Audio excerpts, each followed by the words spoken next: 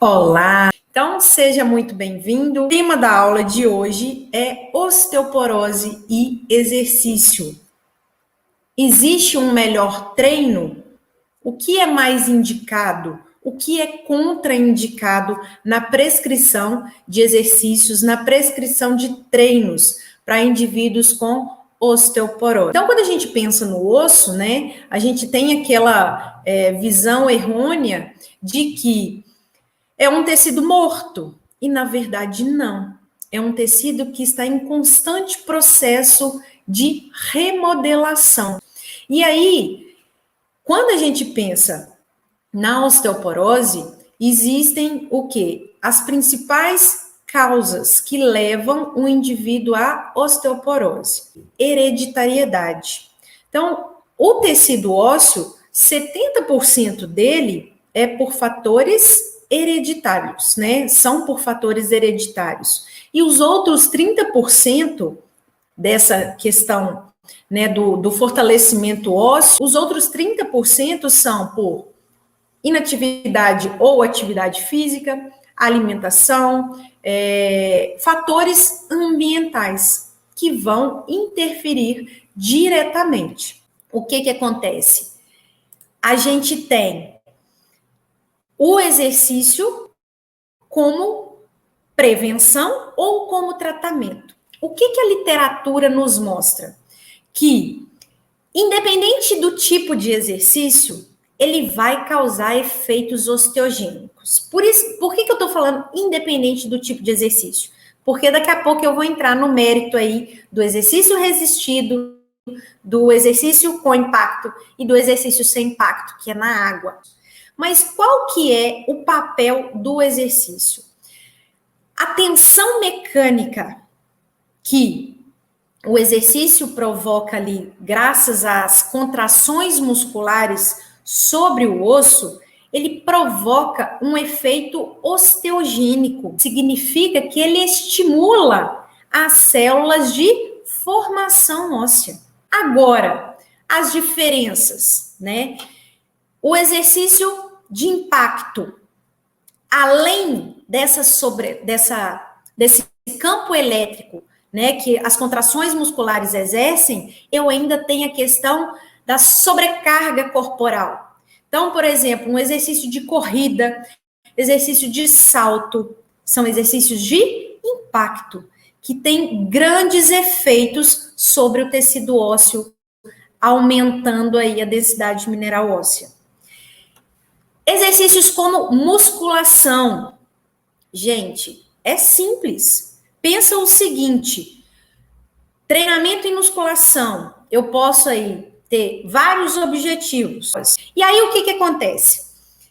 Na musculação, ao provocar hipertrofia, força, resistência muscular, os ganhos hipertróficos, eles vão interferir diretamente na osteogênese e mais o que, pessoal? Eu tenho fortalecimento de determinadas musculaturas que vão evitar o quê? Quedas. Porque eu melhoro o equilíbrio do indivíduo e aumento a força, a massa muscular dele. Consequentemente, eu causo esse processo osteogênico. Ah, mas eu já ouvi falar que hidroginástica não resolve nada, natação não resolve nada. Então, eu tenho um estudo de caso feito por mim, a minha dissertação de mestrado e minha tese de doutorado foi. Então, eu vou contar os resultados que eu encontrei comparando um treino, na verdade, né, de corrida com um treino de natação. Então, um com impacto e um sem impacto. Então, o que eu avaliei? O meu objeto de estudo, eu utilizei modelo animal, eram ratas, né, fêmeas, e essas ratas, elas passaram por uma cirurgia para retirada dos ovários, sabe para quê? Para simular uma mulher na pós-menopausa. exatamente o que nós mulheres vamos vivenciar, ou algumas que podem estar acompanhando aqui agora já estão nesse momento, né, de pós-menopausa. Então, o que eu avaliei? Eu avaliei os efeitos do treinamento de corrida na parte óssea, tanto na corrida quanto na natação. E a natação, os animais nadavam com sobrecarga. Então, foi feito um estudo, eu fiz esse estudo durante 12 semanas, ou seja, 3 meses. Esses animais corriam 5 dias na semana, durante 60 minutos, com uma intensidade progressiva, ou seja, a sobrecarga ela foi progressiva. Do mesmo jeito que eu monto uma periodização para uma pessoa, eu montei uma periodização para os meus animais, para as minhas ratinhas. E na natação, era o mesmo período. Aconteceu durante 12 semanas, 5 dias na semana, 60 minutos, tá? Então, esse foi o protocolo de exercício. E eu analisei ali marcadores bioquímicos ósseos, analisei gordura visceral e analisei a parte óssea, né? A densidade mineral óssea, conteúdo mineral ósseo, analisei também a força do osso. Então, foram várias análises relacionadas ao metabolismo, né, ósseo aí desses animais. E qual conclusão que eu cheguei? Quando eu peguei o grupo que correu e comparei ele ao grupo sedentário, porque eu tinha um grupo sedentário, certo? Que não corria, fazia nada, só comia e bebia. E aí, a dieta delas era controlada por quantidade diária, mas era uma dieta, né, à base de ração que tinha todos os nutrientes necessários para o animal. E aí, o que acontece? No exercício de corrida, comparado ao grupo sedentário, só houve melhoras. Se eu vou fazer uma força aqui, né, e esse osso ele vai fazer isso, se eu paro de desenvolver essa tensão, ele volta. Então, isso é o componente elástico do osso.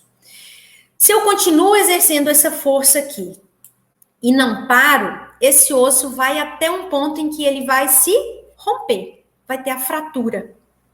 Então, é a força máxima que esse osso, que esse tecido suportou. Então, aí é o componente plástico.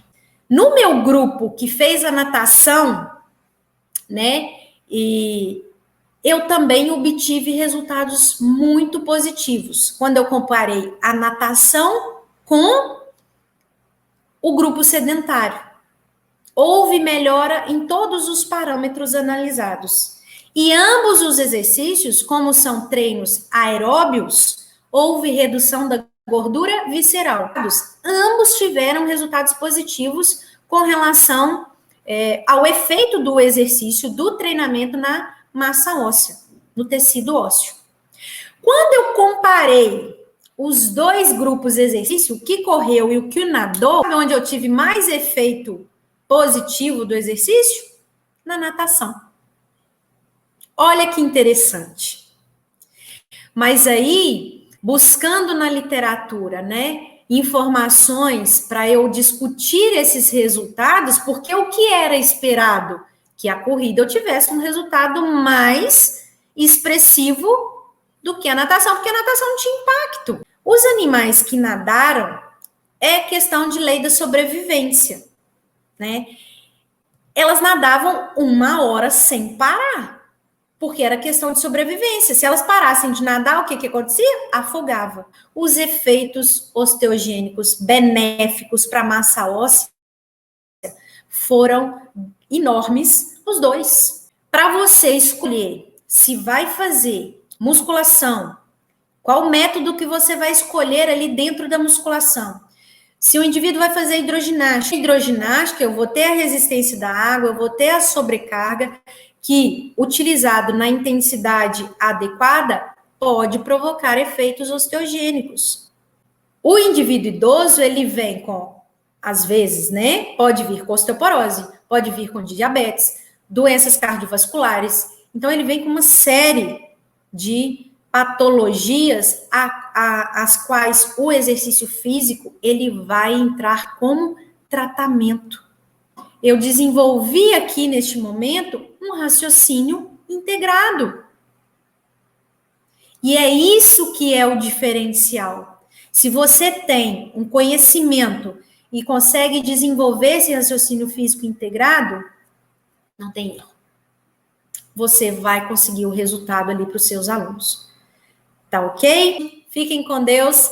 Até a próxima. Tchau, tchau.